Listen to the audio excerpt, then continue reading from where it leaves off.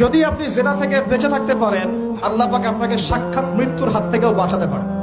এটা আমি এমনি এমনি বলি নাই, দলিল দিচ্ছি।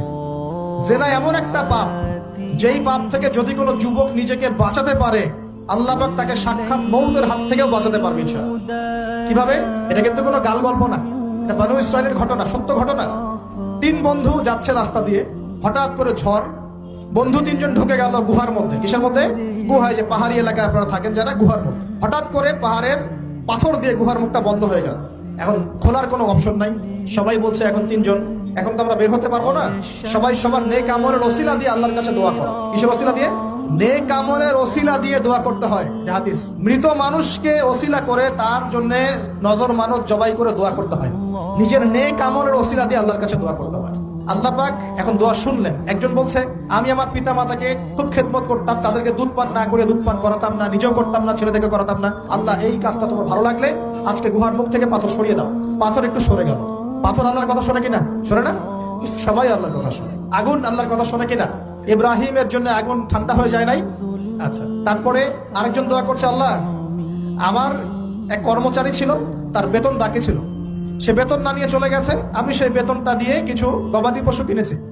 আস্তে আস্তে গবাদি পশু বেড়েছে, অনেক দিন পর সে এসেছে টাকা চাওয়ার জন্য। তা আমি বলেছি, সবই তোমার, সব নিয়ে চলে। সে বলেছে, আপনি কি ফাইজলামি করতেছেন আমার সাথে? আমার টাকা আমাকে দেন। বলছে, না, তোমার টাকা দিয়ে আমি এটা কিনেছিলাম, আজকে বংশবৃদ্ধি হয়েছে, সব তোমার, নিয়ে যাও। সে নিয়ে গেল। সে বলছে, আল্লাহ, এই কাজ যদি তোমার সন্তুষ্টির জন্য করে থাকি, আজকে আমাকে বাঁচাও। পাথর একটু সরে গেল। এবার তৃতীয় ব্যক্তি, এই ছেলে বলছে, যুবক ছেলে, আল্লাহ, আমার একজন চাচাতো বোন ছিল। কে ছিল? এই যে বয়ফ্রেন্ড গার্লফ্রেন্ড, খালাতো বোন, চাচাতো বোন। এখন তো বিচ্ছিরি অবস্থা। এখন এমন একটা অবস্থা, পশ্চিমা সভ্যতার রিপোর্ট গুলো পড়ে দেখি, ভাইও বোনের সাথে জেনা করে। ওদের ওখানে নিজের আপন পিতার দ্বারাও মেয়ে সেক্সুয়াল হ্যারাসমেন্টের শিকার হয়। ওরা আমাদেরকে শেখায় এখন ভালো কোনটা মন্দ কোনটা। আর আমরা আমাদের মাথাটা কবে যে বিক্রি করে দিলাম। ওদের কাছ থেকে ভালো মন্দ শিখতে হচ্ছে, কোরআন সুন্নাহ বাদ দিয়ে ওদের কাছ থেকে ভালো মন্দ শিখতে হচ্ছে। তো চাচাতো বোনকে সে খুব ভালোবাসতো, তাকে সে পেতে চাইতো, মানে তার সাথে সেক্সুয়াল সম্পর্ক করতে চাইতো, সোজা কথা বল। এখন সে মেয়েকে অনেক প্রস্তাব দেয়, সে মেয়ে রাজি হয় না। শেষে বলে, যদি আমাকে 1000 বা 100 স্বর্ণ মুদ্রা দিতে পারো, দিনার, তাহলে আমি তোমার সাথে সেক্স করবো, মানে জেনা করবো। নাউজুবিল্লাহ। তো সেই ছেলে অনেক কষ্ট করে এই টাকাগুলো বা এই দিনারগুলো অর্জন করে, কামাই করে, দিনরাত পরিশ্রম করে, ঠিক আপনারা যেমন করছেন না। তো এরপর সে তার স্বর্ণ মুদ্রা দেয়, দিয়ে বলে যে এখন আমাকে আমার কাজ করতে দাও। তখন সেই মেয়ে রাজি হয়। ঠিক যে মুহূর্তে তারা সেক্সুয়াল সম্পর্কটা করবে, ঠিক ওই মুহূর্তেই এই মেয়ে বলে ওঠে, হে আল্লাহর বান্দা, আল্লাহকে ভয় করো। আমি সারা জীবন আমার সতীত্বকে ধরে রেখেছি, কাউকে দেইনি।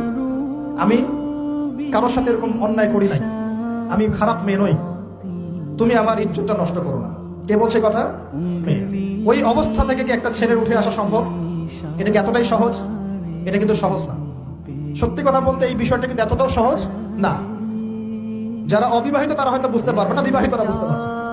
তো ওই অবস্থা থেকে সেই টাকাগুলো না নিয়ে সেই স্বর্ণ মুদ্রা মেয়েকে দিয়ে ওখান থেকে সেই ছেলে উঠে আসে আল্লাহর ভয়ে। সে এখন গুহার মধ্যে আটকা পড়েছে, আল্লাহকে বলছে, আল্লাহ, ওই দিন ওই কাজ যদি তোমার সন্তুষ্টির জন্য করে থাকি, আজকে আমাকে মৃত্যুর হাত থেকে বাঁচাও। সমস্ত পাথর ধপধপ করে সরে গেল গুহার মধ্যে। এটা কিন্তু কোনো গাল গল্প না, এটা বনু ইসরাইলের ঘটনা, সত্য ঘটনা। এই হাদিস থেকে আমি আপনাকে দলিল দিচ্ছি যে যদি জেনার মতো পাপ থেকে আমি সরে আসতে পারি, সাক্ষাৎ মৌত থেকে আল্লাহ বাঁচাতে পারে।